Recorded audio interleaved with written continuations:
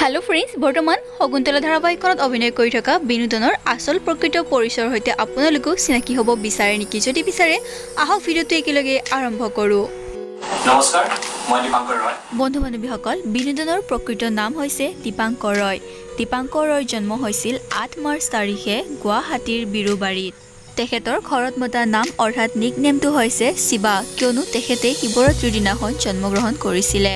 তেখেতৰ শিক্ষাগত অৰ্হতাৰ কথা ক'বলৈ গ'লে তেখেতে MA কমপ্লিট কৰিছে। তেখেতৰ হাইটৰ কথা ক'বলৈ গ'লে তেখেতৰ হাইট হৈছে 5.11 ফিট।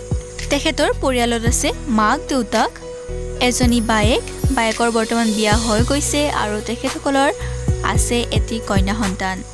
দীপাংকৰ ৰয় দেউতাকৰ নাম হৈছে কিশোৰ ৰয়, মাকৰ নাম হিমাদ্ৰী ৰয় আৰু তেখেতৰ ভাগিনীজনীৰ নাম হৈছে ইভি। দীপাংকৰ ৰয় কেৰিয়াৰ ষ্টাৰ্ট হয় 2015 চনৰ পৰা। তেখেতে কৰা প্ৰথম অসমীয়া ধাৰাবাহিকখনৰ নাম হৈছে অভিযান।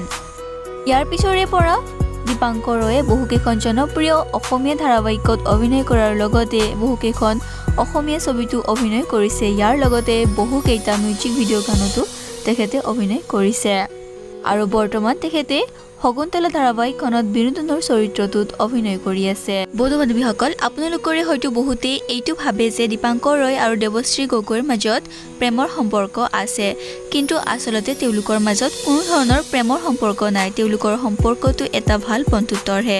ঠিক তেনেদৰেই শকুন্তলা ধাৰাবাহিকখনৰ শকুন্তলা আৰু বিনোদনৰ ৰিয়েল লাইফত কোনো ধৰণৰ প্ৰেমৰ সম্পৰ্ক নাই, তেওঁলোক ভাল বন্ধুহে হয়। বিনোদনৰ বিষয়ে এইখিনিয়ে আছিল। যদি ভিডিওটো চাই ভাল পালে তেনেহ'লে লাইক শ্বেয়াৰ আৰু কমেণ্ট কৰি জনাব নাপাহৰিব। যদি চেনেলটো এতিয়ালৈকে ছাবস্ক্ৰাইব কৰা নাই তেনেহ'লে ছাবস্ক্ৰাইব কৰি বেল নটিফিকেশ্যনটো দবাই ৰাখিব কিয়নো মই ভিডিঅ' দিলে আপোনালোকে সকলোতকৈ আগতেই চাব পাৰিব। আজিলৈ বাই বাই ফ্ৰেণ্ডছ।